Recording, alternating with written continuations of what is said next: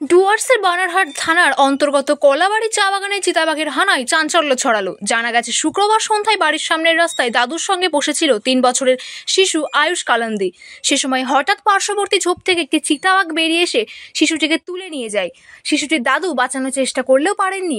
এরপর দাদুর চিৎকারে ছুটে আসেন স্থানীয়রা, কিন্তু ততক্ষণে শিশুটিকে নিয়ে চা বাগানের গভীরে চলে যায় চিতাবাঘটি।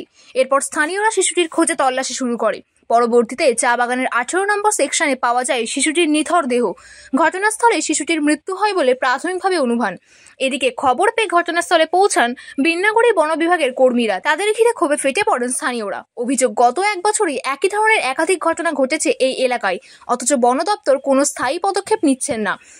ঘটনার জেরে এলাকায় ব্যাপক উত্তেজনা ছড়িয়ে পড়ে। পরিস্থিতি নিয়ন্ত্রণে আনতে ঘটনাস্থলে মোতায়েন করা হয় বানারহাট থানার পুলিশ বাহিনীকে।